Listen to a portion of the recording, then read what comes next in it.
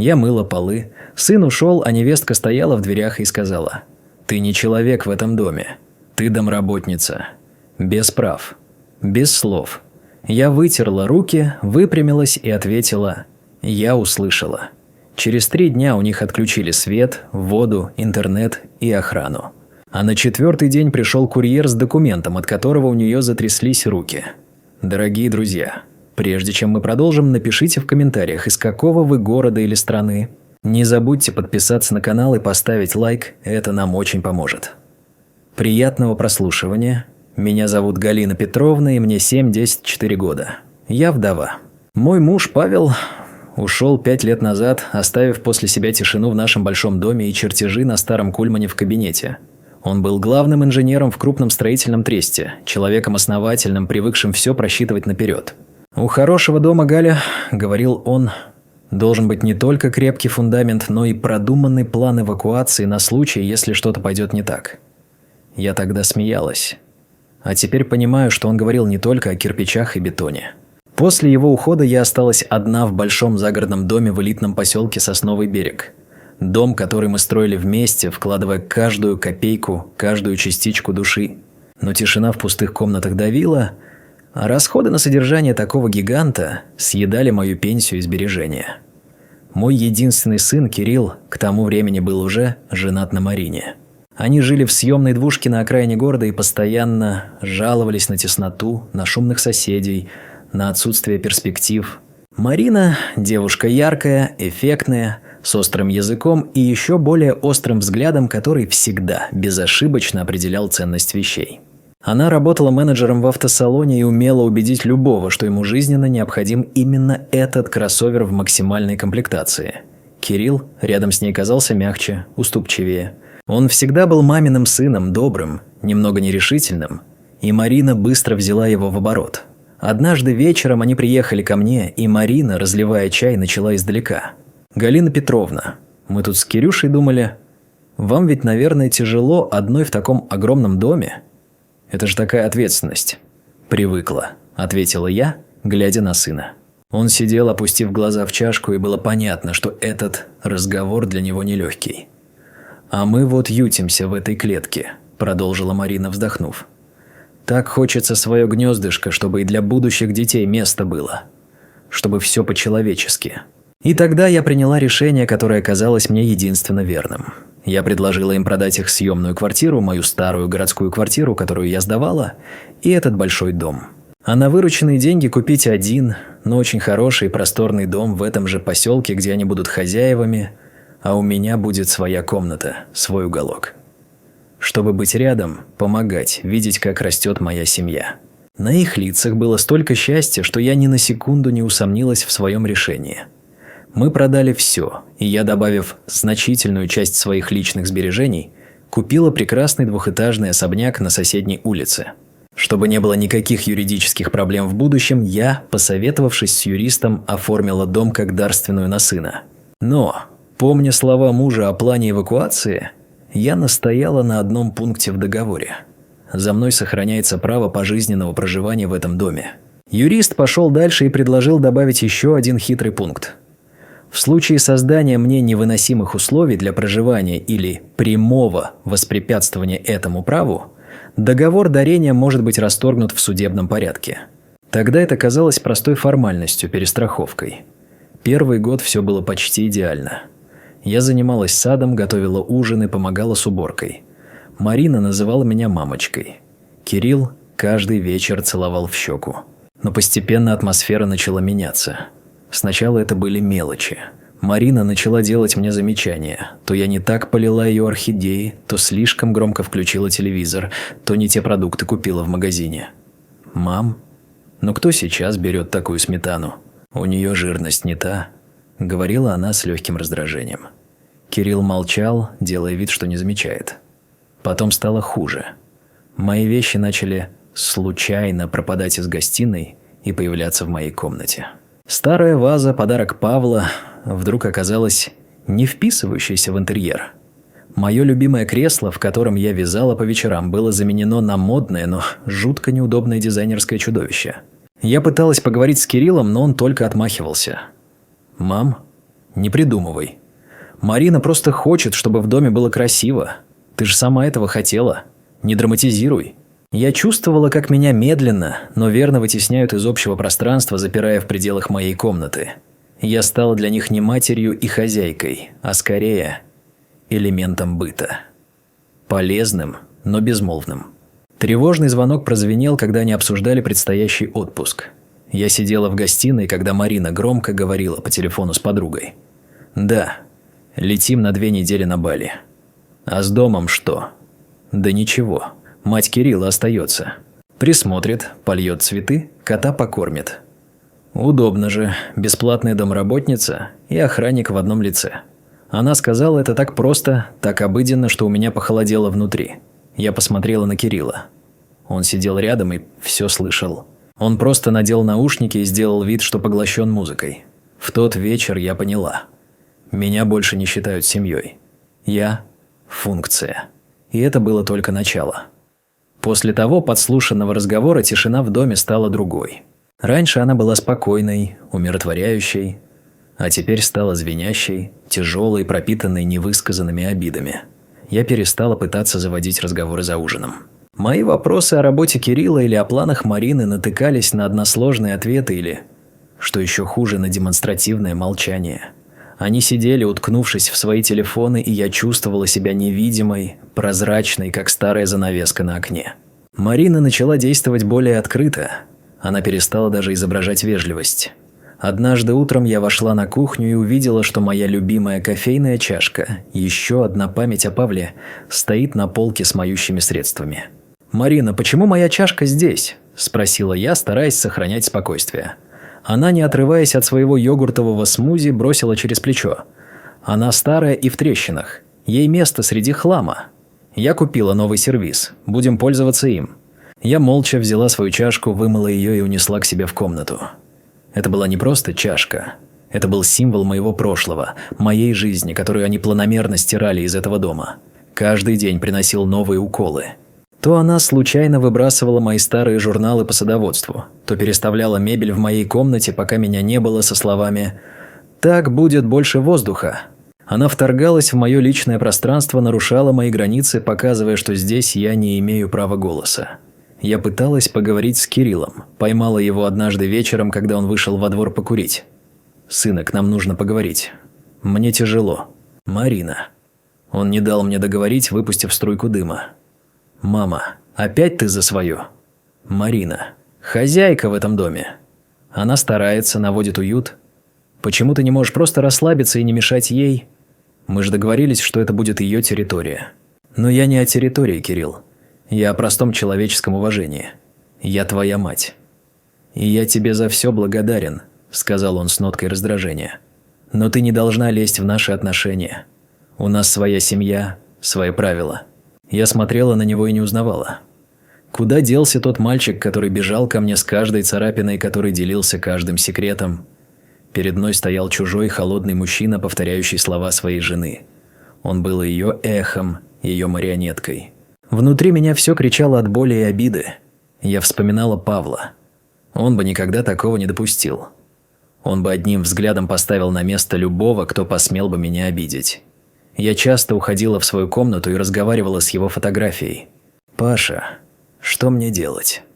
Как мне достучаться до сына?» – шептала я, и слезы катились по щекам. Но ответа не было. Я была одна. Однажды я зашла на кухню и увидела на столе список продуктов, написанный крупным размашистым почерком Марины. В конце списка была приписка: «Деньги возьми из своей заначки, у нас непредвиденные расходы». Я опешила. Моя заначка, как она ее называла, это была моя пенсия, которую я откладывала на лекарства и на маленькие радости вроде похода в театр с подругой. Вечером я положила этот список перед Кириллом. «Что это значит?» Он посмотрел на бумажку, потом на меня. «Мам, ну мы же одна семья. Общий бюджет. У нас сейчас действительно трудности. Марина хочет поменять машину, а на первоначальный взнос не хватает. Ты же не пользуешься всеми своими деньгами». «Но это мои деньги, Кирилл. Моя пенсия». «Вот именно», – вмешалась Марина, входя в комнату. Она услышала наш разговор. «Мы вас содержим, кормим, вы живете в нашем доме. Неужели так сложно внести свой вклад? Или вы думаете, что все это с неба падает?» Ее слова ударили меня как пощечина. Я, которая отдала все, чтобы они жили в этом доме, теперь оказалась у них на содержании. Я была должна им за кусок хлеба и крышу над головой. Это было уже не просто неуважение. Это было унижение. Я молча поднялась и пошла к себе. Всю ночь я не спала, прокручивая в голове этот разговор. Боль сменилась холодным, трезвым анализом. Я инженер. Я привыкла решать проблемы, а не тонуть в эмоциях. Я поняла, что разговоры бесполезны. Нужно действовать. Но как? Ответ пришел под утро вместе с первыми лучами солнца. Я вспомнила тот самый пункт в договоре дарения. План эвакуации, как сказал бы Павел. И я решила, что пришло время его изучить повнимательнее. На следующей неделе я должна была встретиться со своей старой подругой, Ниной Васильевной. Эта встреча стала для меня последней каплей и точкой невозврата. Встреча с Ниной была для меня как глоток свежего воздуха. Мы дружим еще с института, прошли вместе огонь, воды и медные трубы. Она единственная, кому я могла рассказать все без утайки. Мы сидели в маленькой уютной кофейне в центре города, и я, помешивая ложечкой остывшей латте, выложила ей все. Про Марину, про Кирилла, про ощущение себя прислугой в собственном доме. Нина, женщина прямая и резкая, слушала молча, только ее тонкие губы сжимались все сильнее. «Галя, ты что, совсем себя не уважаешь?» Наконец сказала она, когда я замолчала. «Ты отдала им все, а они об тебя ноги вытирают. Твой сын превратился в тряпку, а эта хищница вьет из него веревки. Но что я могу сделать, Нина? Это же мой сын. Сын? А где он был, когда тебя унижали? Где он был, когда тебя выставляли домработницей? Он соучастник, Галя. Он предал тебя. Ты должна уходить оттуда. Куда я пойду? Моя квартира продана. Сними жилье. У тебя же есть пенсия, сбережения. Лучше жить в маленькой комнатке, но с достоинством, чем в золотой клетке, где ты рабыня». Ее слова были жестокими, но правдивыми. Я сидела и понимала, что она права. Но мысль о том, чтобы уйти, казалась мне немыслимой. Это означало признать свое полное поражение. Вернувшись домой, я застала Марину в прихожей. Она разбирала какие-то коробки. «А вот и вы», – сказала она, не отрываясь от своего занятия. «Я тут решила немного расчистить антресоли. Столько вашего старья там пылится». Я заглянула в коробку. Там были мои старые фотоальбомы, письма от мамы, Пашина коллекция значков. Все то, что было мне дорого, как память. «Марина, не трогай это, пожалуйста. Это мои вещи». Она выпрямилась и посмотрела на меня с ледяным презрением. «Ваши вещи? Галина Петровна, в этом доме нет ничего вашего. Это дом наш с Кириллом. А ваше место...» Она сделала паузу. «В комнате для гостей. И то, пока мы добрые». В этот момент вошел Кирилл. Он увидел напряженную сцену коробки, мое побледневшее лицо. «Что здесь происходит?» «Ничего особенного, дорогой», – сладко пропела Марина. «Я просто помогаю твоей маме избавиться от ненужного хлама».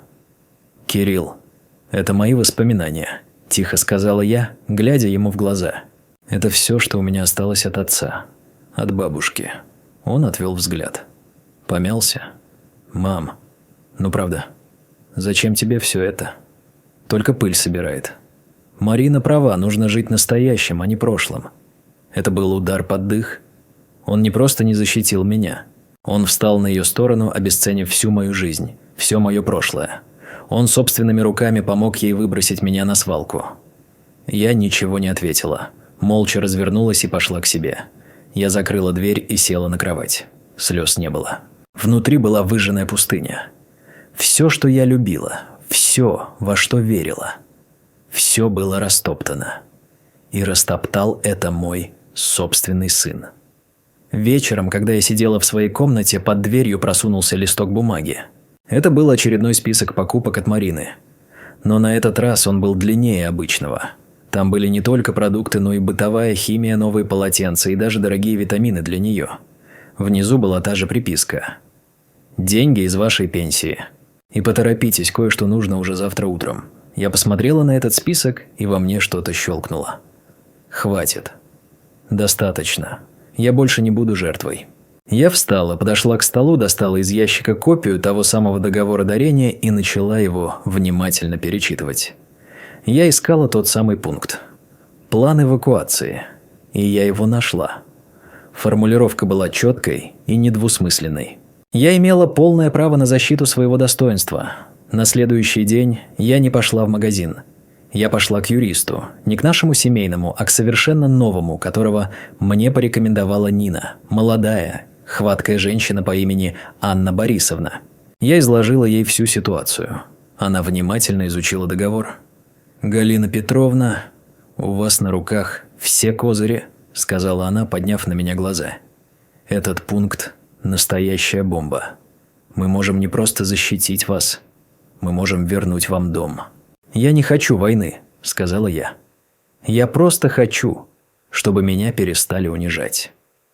«Иногда, чтобы прекратить унижение, нужно объявить войну», – жестко ответила она. «Они понимают только язык силы. Давайте подготовим официальное уведомление для начала». Мы составили письмо, в котором я, ссылаясь на пункт договора, требовала прекратить психологическое давление и восстановить мои права на достойное проживание. Анна Борисовна сказала, что это первый шаг. Если они не отреагируют, мы пойдем дальше. Я вышла из ее офиса с чувством легкости, которого не испытывала давно. Я перестала быть жертвой. Я начинала борьбу. Я еще не знала, чем она закончится, но я знала одно – молчать я больше не буду. Официальное письмо от юриста, доставленное курьером, произвело эффект разорвавшейся бомбы. Я была в своей комнате, когда услышала крик Марины из гостиной. «Кирилл, иди сюда! Немедленно!» Я не выходила. Я просто сидела в кресле и слушала. Их голоса доносились до меня обрывками, но общий смысл был понятен. Она что? С ума сошла? Какое давление, какие права? Я не знаю. Мама никогда бы... Это все твоя вина. Ты слишком мягок с ней. Распустил ее. Надо было сразу ей указать на ее место. Через несколько минут дверь в мою комнату распахнулась без стука. На пороге стояли оба. Марина была красной от злости, Кирилл – бледный и растерянный. Что это такое? Марина ткнула мне в лицо письмом. Я спокойно взяла бумагу, сделала вид, что читаю, а потом подняла на нее глаза. Это официальное уведомление. Там все написано. Я требую уважать мои права, закрепленные в договоре. «Права?» – взвилась она. «Какие у тебя могут быть права в моем доме? Ты здесь никто. Гостья, которая слишком засиделась». «Марина, успокойся», – попытался вмешаться Кирилл. «Не смей меня затыкать». Обернулась она к нему. «Это твоя мать все устроила. Она хочет отобрать у нас дом». Старая интриганка. И тут я не выдержала. Я встала, глядя прямо на сына. «Кирилл, ты тоже так считаешь? Ты считаешь, что я интриганка, которая хочет вас обобрать?» Он молчал, переводя взгляд с меня на жену. Он был как напуганный ребенок, пойманный между двух огней. И этот его молчаливый страх был для меня хуже любого оскорбления. «Я так и думала», – тихо сказала я. «Значит, так. С этого дня я больше не занимаюсь хозяйством. Никакой готовки, никакой уборки, никаких походов в магазин. Я буду жить в своей комнате, как и полагается гости. А вы, как хозяева, будете обеспечивать мое проживание, включая питание». «Что?» – ахнула Марина. «Ты еще и условия нам ставить будешь?» «Это не условия. Это мои законные права. Не будете их соблюдать, встретимся в суде. А теперь будьте добры, закройте дверь с той стороны. Мне нужно отдохнуть». Они были в таком шоке от моей внезапной твердости, что молча вышли.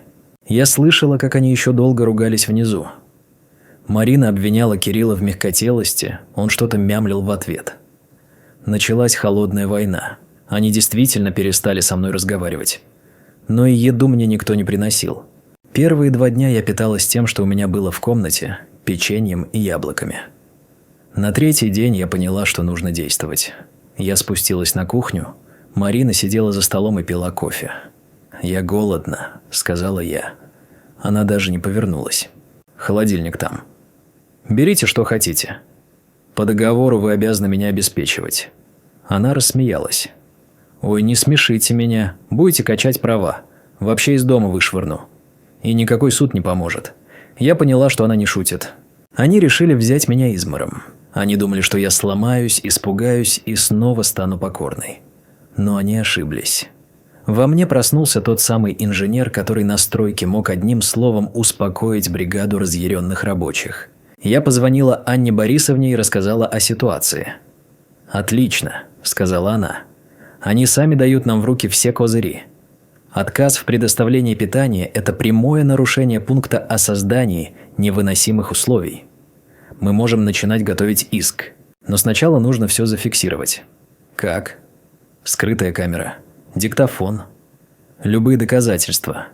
Нам нужно показать суду, что это не просто семейная ссора, а целенаправленная травля». В тот же вечер я, следуя ее инструкциям, заказала в интернете миниатюрную камеру, замаскированную под зарядное устройство. Я установила ее в своей комнате, направив на дверь. А диктофон в телефоне я включала каждый раз, когда выходила из комнаты. Они продолжали меня игнорировать. Проходили мимо, как будто меня не существует. Однажды я сидела в гостиной и читала книгу. Вошла Марина с подругой. «И представляешь, она теперь права качает», – громко говорила она, явно чтобы я слышала. «Сидит целыми днями, как королева, ждет, пока ей еду принесут. Старый маразм не иначе. Надо было ее сразу в дом престарелых сдать, и проблем бы не было. Подруга ей поддакивала. А я сидела, и мое сердце сжималось от боли, но лицо оставалось непроницаемым. Я знала, что все это записывается. Каждое их слово, каждое оскорбление становилось кирпичиком в стене, которую я строила для своей защиты. Кирилл в эти дни стал еще более отстраненным. Он уходил рано, приходил поздно. Я видела, что ему не по себе, что он страдает. Но он был слишком слаб, чтобы противостоять Марине. Он выбрал путь наименьшего сопротивления, даже если этот путь вел к предательству собственной матери. Он не понимал, что эта война была не за дом. Это была война за мою душу, и я не собиралась ее проигрывать. Моя жизнь в доме превратилась в осаду. Каждый день был битвой, пусть и тихой, безмолвной. Я научилась питаться незаметно. Покупала в ближайшем магазине кефир и хлеб, которые прятала у себя в комнате. Они, видя, что я не голодаю, становились только злее. Марина начала придумывать новые способы унижения. Однажды я вернулась с прогулки и обнаружила, что замок в моей комнате сменили. Мои вещи, одежда, книги, та самая чашка были вывалены в коридор. Я стояла перед этой кучей, и у меня перехватило дыхание. Это было уже не просто давление, это было прямое выселение. Я постучала в дверь кабинета, где они оба сидели. «Что это значит?» – спросила я, стараясь, чтобы голос не дрожал. Марина вышла, скрестив руки на груди. «Это значит, что мы решили сделать в этой комнате детскую. Мы планируем ребенка. А вам придется подыскать себе другое место. Но по договору...» «Да плевать я хотела на ваш договор», – закричала она. «Это мой дом, и я буду решать, кто здесь живет. Если что-то не нравится, убирайтесь». Кирилл стоял за ее спиной, бледный как полотно. Он не произнес ни слова. Он просто смотрел в пол, как нашкодивший щенок. Я поняла, что они перешли черту. Я собрала свои вещи в сумке и вышла из дома. Куда идти? Я позвонила Нине. «Ниночка, они меня выгнали». «Господи!» – ахнула она. «Галя, немедленно приезжай ко мне. У меня поживешь сколько нужно». Я вызвала такси. Сидя на заднем сиденье, я смотрела на удаляющийся дом. Дом, который я построила. Дом, в который я вложила всю свою душу. И я не чувствовала ничего, кроме холодной звенящей пустоты. Нина встретила меня с объятиями и горячим чаем. «Ну вот», – сказала она, усадив меня на кухне. «Теперь ты видишь, что я была права. Они не остановятся». «Я знаю», – ответила я. «И я тоже не остановлюсь». На следующий день мы с Анной Борисовной встретились в ее офисе. Я рассказала ей о последнем инциденте. Она слушала, и ее лицо становилось все более суровым. «Это уже не гражданское дело, Галина Петровна», – сказала она. «Это самоуправство. Прямое нарушение ваших прав и закона. Мы не просто подадим иск о расторжении договора дарения. Мы напишем заявление в полицию».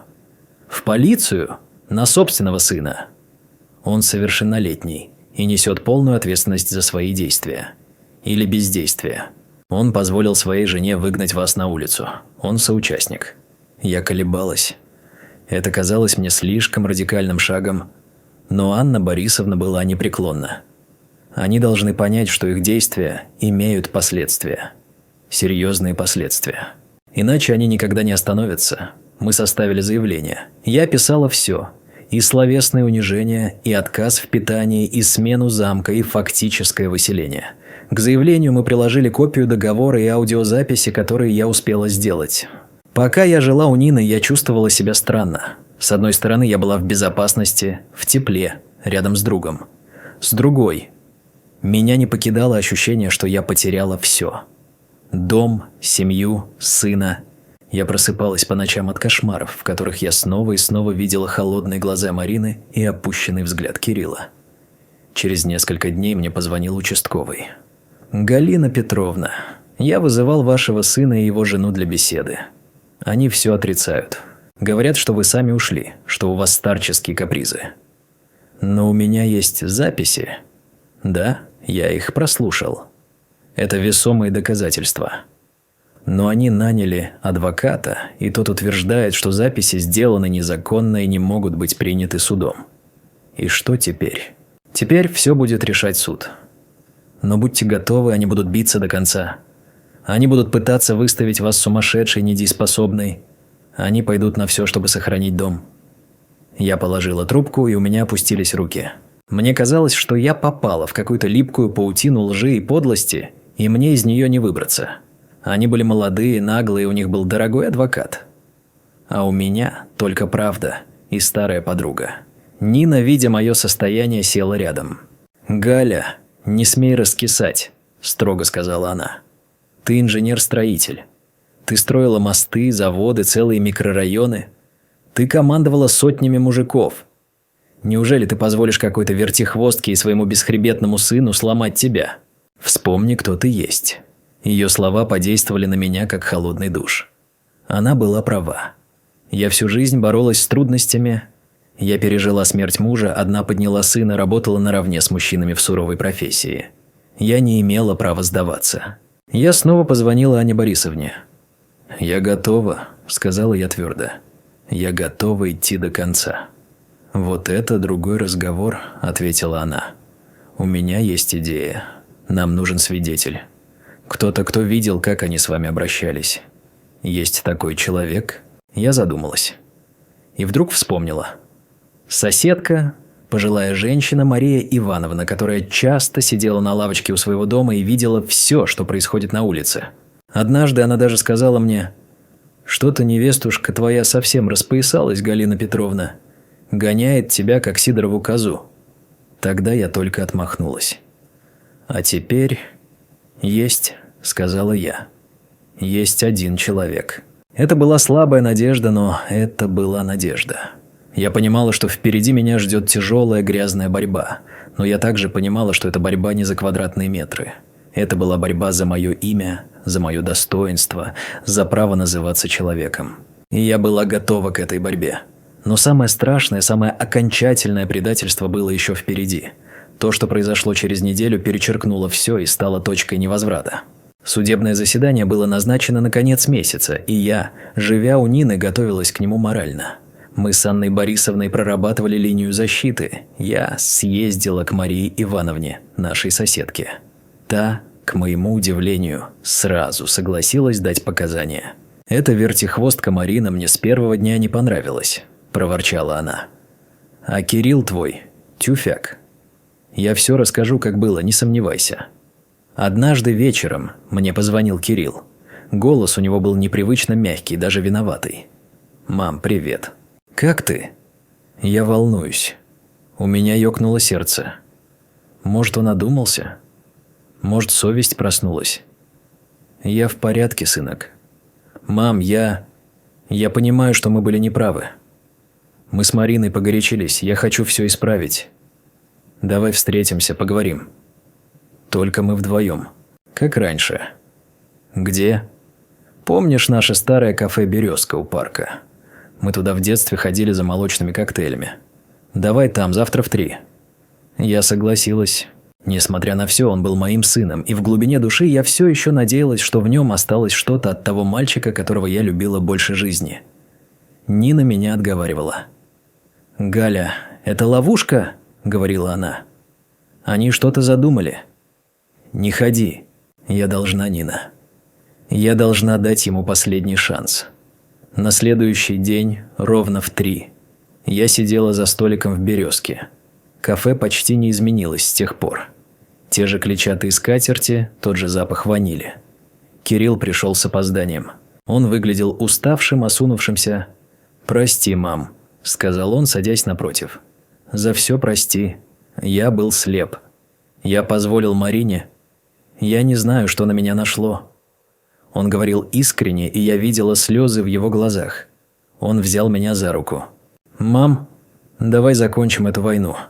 Забери заявление. Мы все вернем, как было. Ты будешь жить с нами, я обещаю. Я больше никогда не позволю тебя обидеть». Марина тоже все поняла. Она очень жалеет. Я слушала его, и мое сердце таяло. Я так хотела ему верить. Я так хотела, чтобы все это оказалось страшным сном. «Ты уверен, Кирилл?» «Абсолютно. Мы семья. Мы должны быть вместе. Просто подпиши отказ от иска». Мой адвокат подготовил бумагу. Это простая формальность, чтобы прекратить дело. Вот, он достал из папки сложенный лист. Я посмотрел на бумагу. Это был официальный бланк. Отказ от исковых требований. Я колебалась. «Мам, ну пожалуйста». Его голос дрожал. «Ради меня, ради нашей семьи». И я сломалась. Я взяла ручку и подписала. В тот момент мне казалось, что я спасаю своего сына, спасаю нашу семью.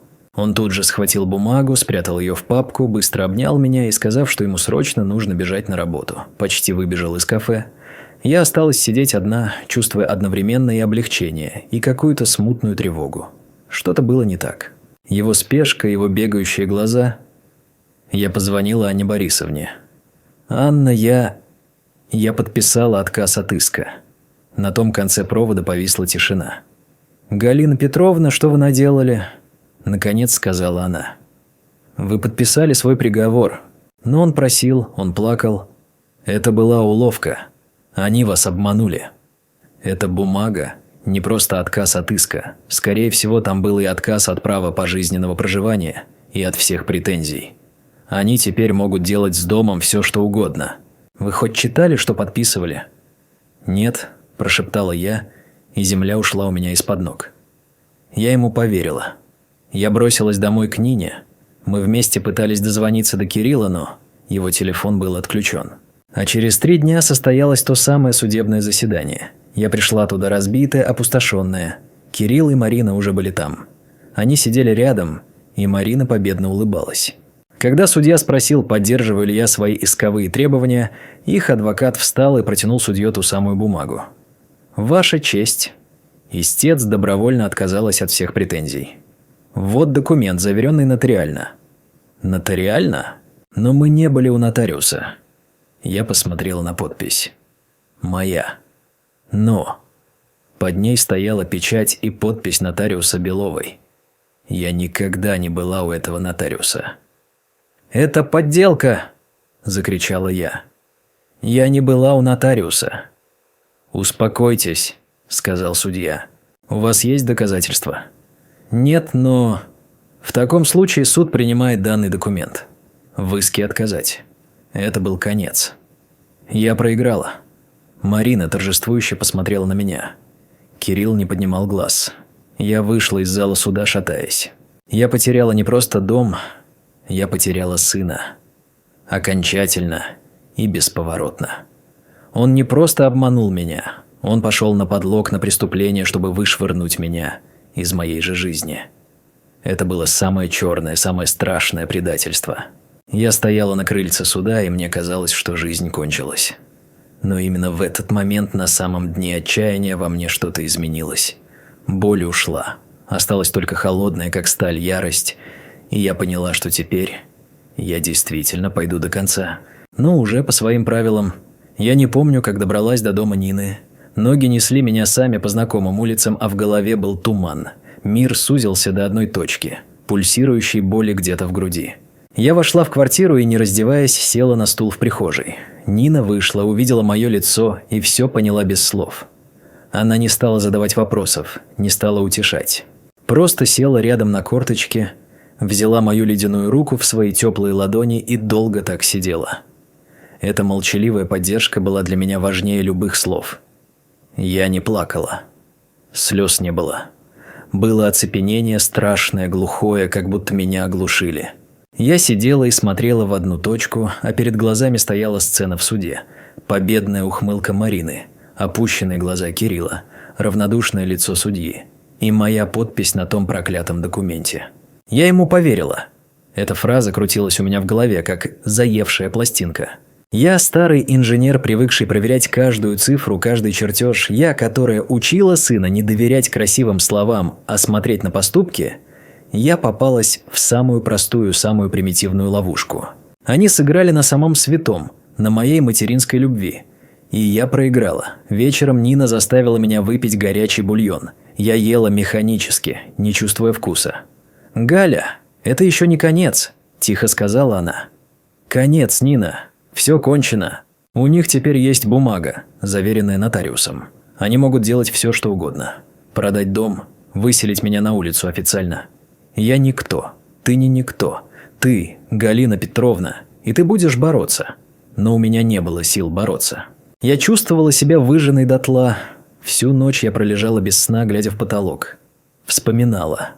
Вспоминала, как учила Кирилла ходить, как читала ему первые книжки, как гордилась им, когда он закончил институт. Вспоминала, как он принес мне первую зарплату и сказал: «Мама, это тебе. Ты у меня одна». Куда все это делось? Как мой добрый, ласковый мальчик превратился в этого холодного, расчетливого предателя.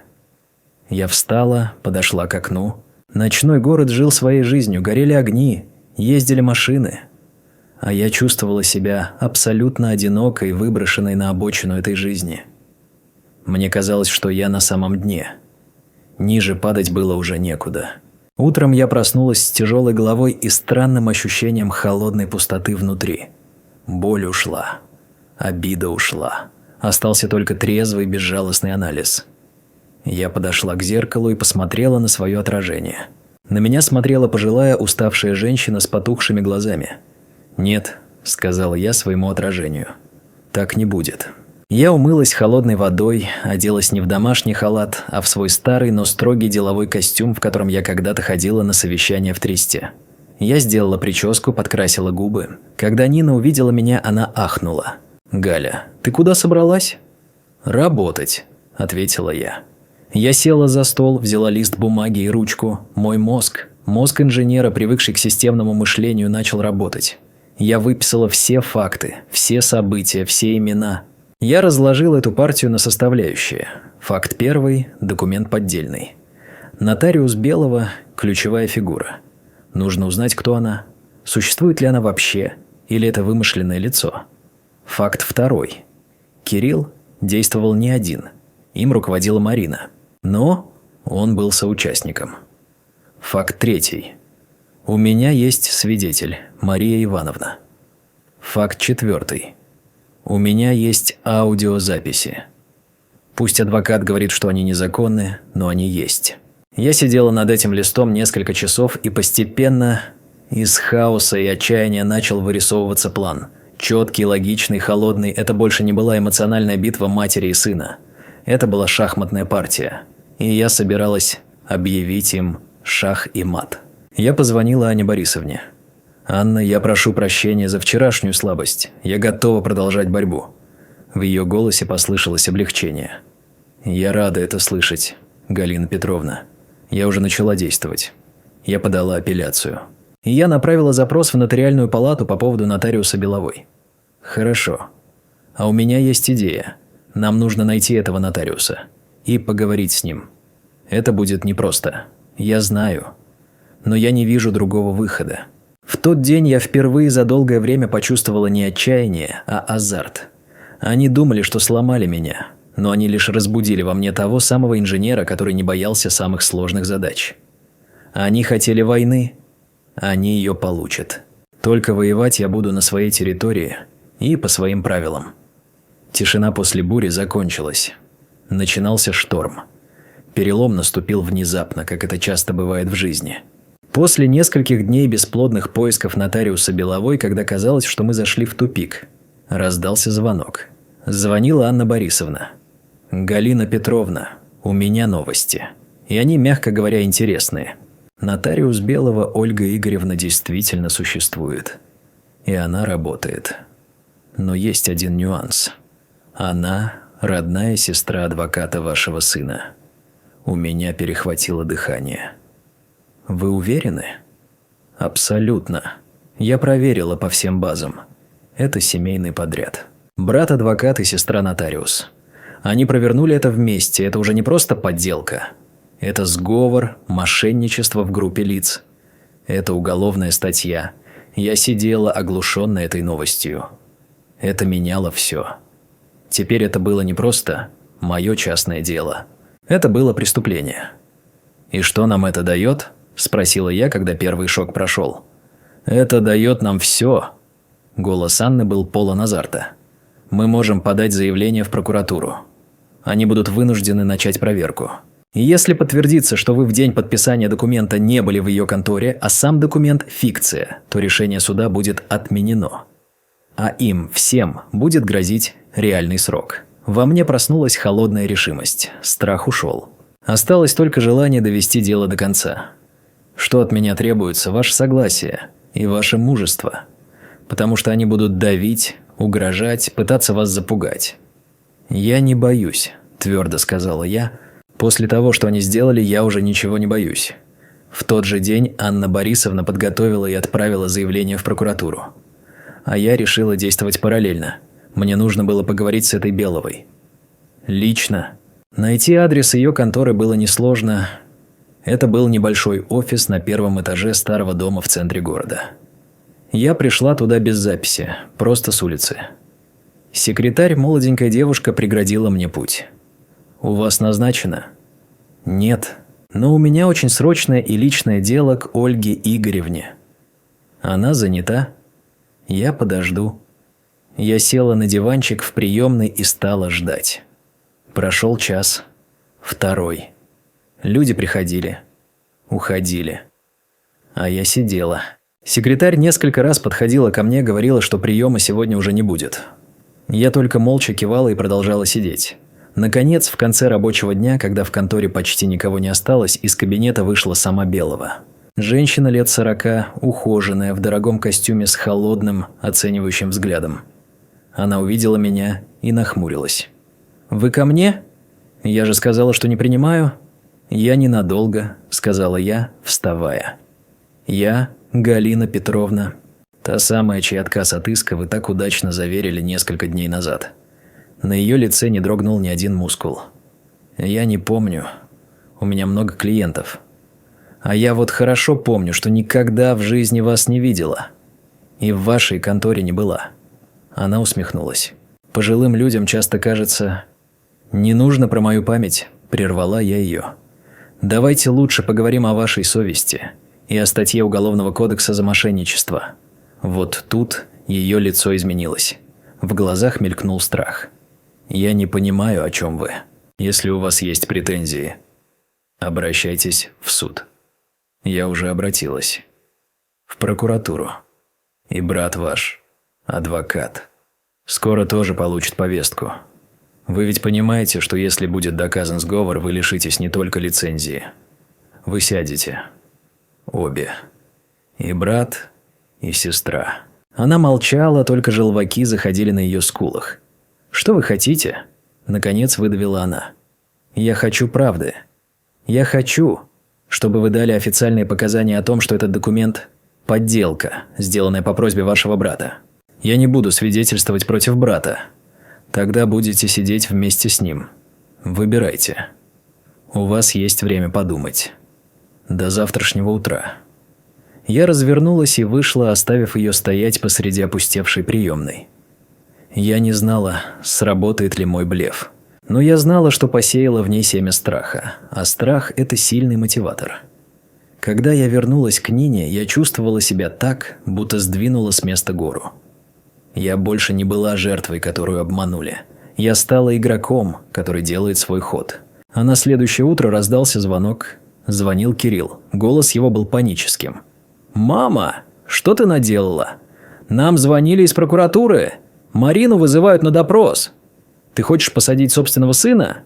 «Нет, Кирилл», – ответил я спокойно. «Я просто хочу вернуть то, что принадлежит мне по праву. Мой дом и мое достоинство. А ты сам выбрал свою сторону. Теперь пожинай плоды». Я повесила трубку.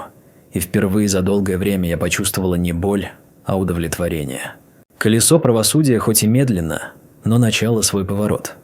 И я знала, что оно уже не остановится. События начали развиваться с калейдоскопической быстротой. Прокуратура, получив мое заявление и запрос от Анны Борисовны, начала проверку.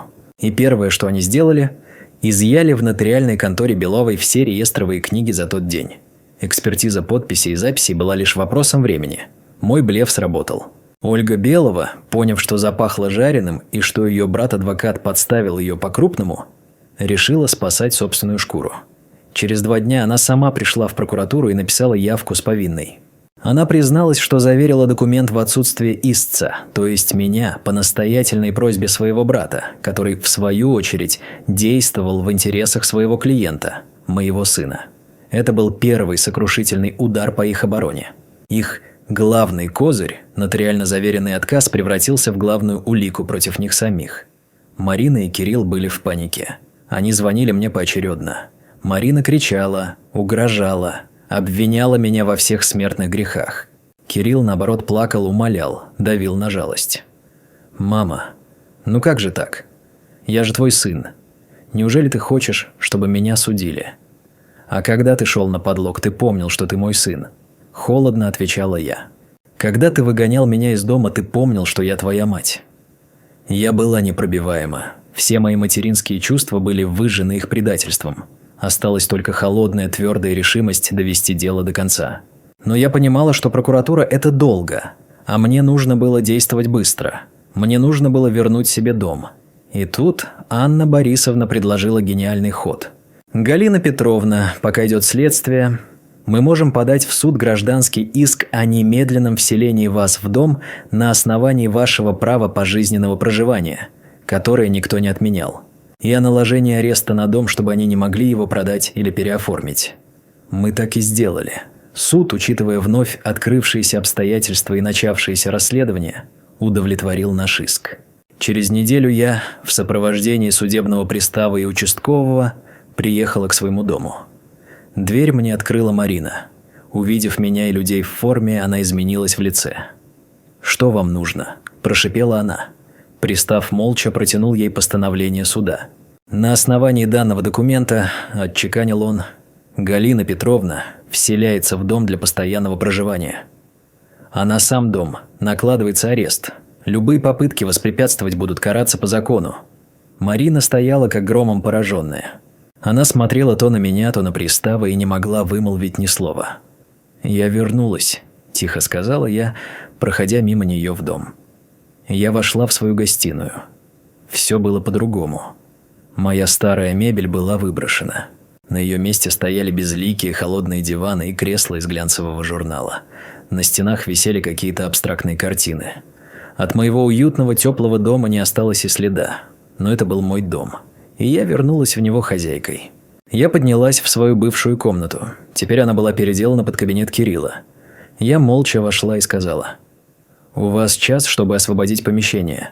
Я буду здесь жить». Кирилл, сидевший за столом, вскочил. «Мама, ты не можешь?» «Могу», – отрезала я. По решению суда. Их мир рушился на глазах. Они не были готовы к такому повороту. Они думали, что я, старая, слабая женщина, буду плакать и умолять. Они не ожидали, что я буду действовать.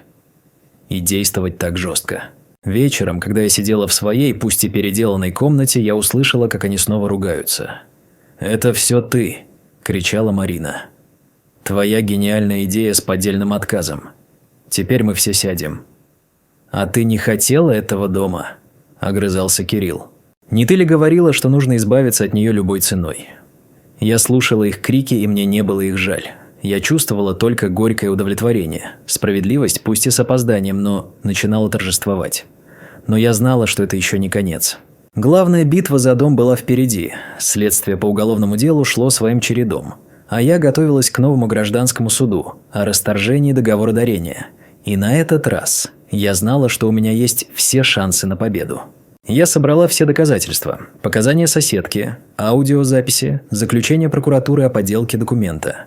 Я была готова к бою. Я вернула себе плацдарм. Теперь нужно было отвоевать всю территорию. Жить под одной крышей с ними было невыносимо, но я терпела. Это был мой дом, и я больше не собиралась из него уходить. Мы существовали в параллельных реальностях. Я занимала свою комнату и кухню, они – все остальное пространство. Мы не разговаривали, только обменивались ледяными взглядами. Атмосфера в доме была настолько наэлектризованной, что казалось, воздух можно резать ножом. Их паника росла с каждым днем. Уголовное дело набирало обороты. Адвокат, брат Беловой, сам оказался под следствием и отказался их защищать.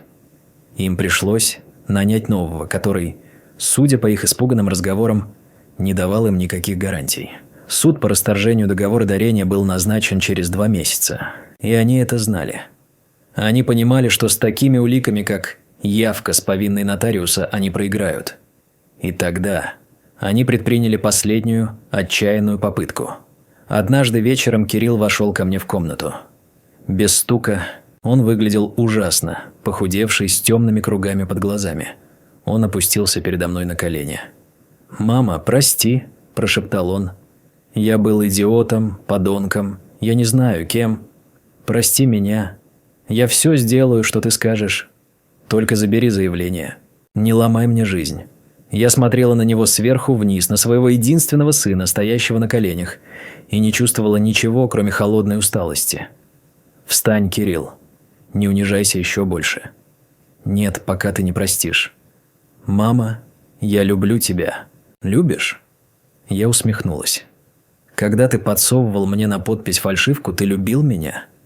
Когда ты позволял своей жене выгонять меня на улицу, ты любил меня?» «Нет, Кирилл. Ты любишь только себя и свой комфорт. А сейчас ты просто боишься. Боишься тюрьмы. Боишься потерять дом. Это неправда?» «Правда. И ты это знаешь. Уже слишком поздно для извинений». Он встал. В его глазах блеснула ненависть. «Значит, так? Ты хочешь меня уничтожить? Я хочу справедливости, а ты получаешь то, что заслужил». Он вышел, хлопнув дверью. А через час ко мне пришла Марина. Она не плакала и не кричала. Она была спокойна и холодна, как змея.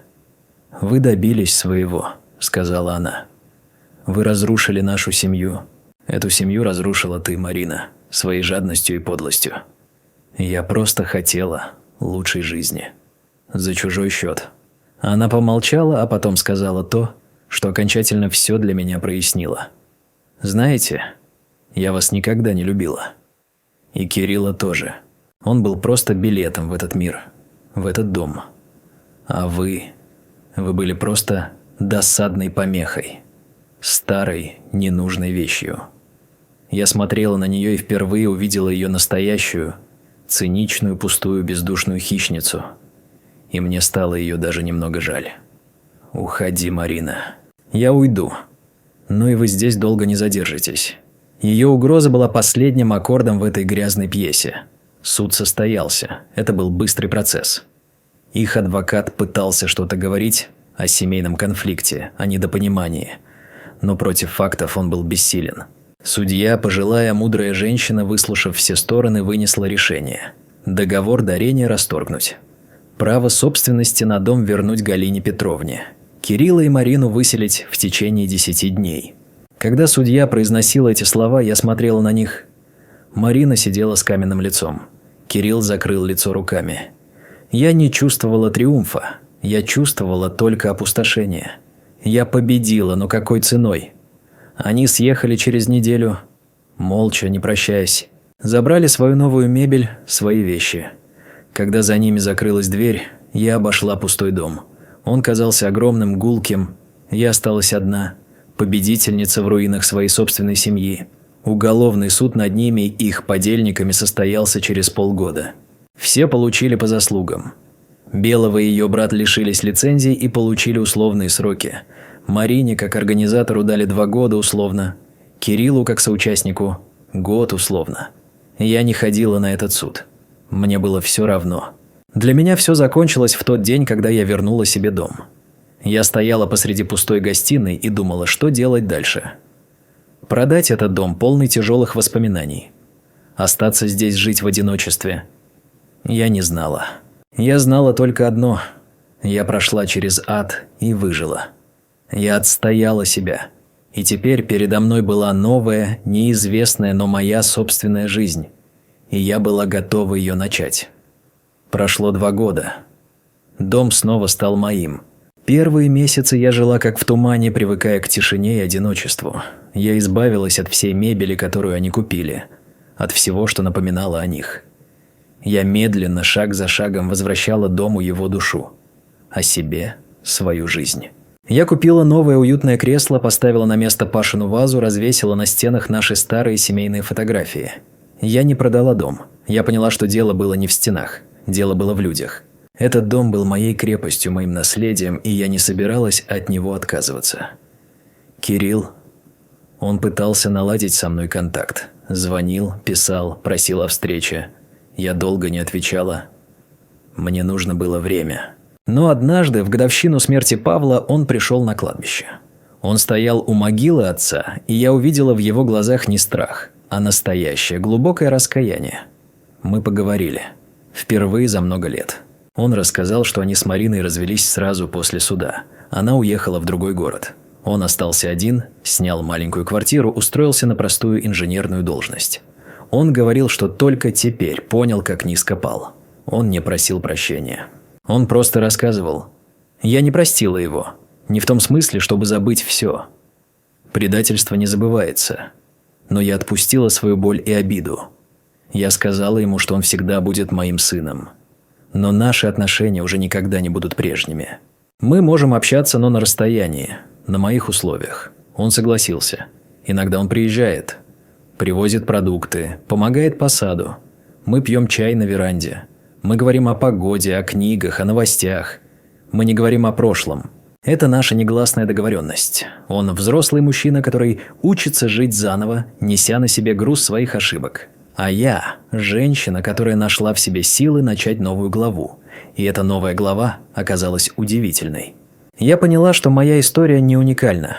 Сколько таких же женщин, как я, молча страдают, боясь защитить себя. И я решила действовать. Я связалась с Анной Борисовной, и мы вместе организовали бесплатную юридическую консультацию для пожилых людей, столкнувшихся с семейным насилием и мошенничеством. Центр правовой помощи «Достоинство», так мы его назвали. Сначала это был маленький кабинет, куда приходили 2-3 человека в неделю. Но постепенно о нас узнали.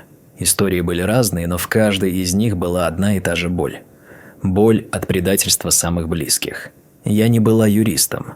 Я была тем, кто слушал. Я делилась своим опытом, своей силой. Я говорила им то, что когда-то сказала мне Нина. Не смейте раскисать. Боритесь. Моя жизнь наполнилась новым смыслом. Я больше не была просто вдовой, брошенной матерью. Я стала человеком, который помогает другим обрести голос. Мой дом перестал быть пустым. Он наполнился звонками, встречами, благодарными слезами и робкими улыбками тех, кому мы смогли помочь. Иногда, сидя вечером в своем любимом кресле, я смотрю на фотографию Павла и мысленно говорю ему: «Видишь, Паша, я справилась. Я построила не только дом. Я построила новую жизнь. Я не стала счастливее в привычном понимании этого слова. Но я обрела нечто большее. Уважение к себе, цель и внутренний покой. Я знаю, кто я. Я знаю, чего я стою, и я знаю, что даже после самой темной ночи всегда наступает рассвет. Главное – дожить до него и не бояться встретить его с открытыми глазами. Спасибо, что дослушали эту историю до конца. Если она нашла отклик в вашей душе, если заставила задуматься, значит, все было не зря. Помните, что у каждого из нас есть право на достоинство, и за это право иногда стоит бороться. Будьте сильными, будьте здоровы и, пожалуйста, берегите себя.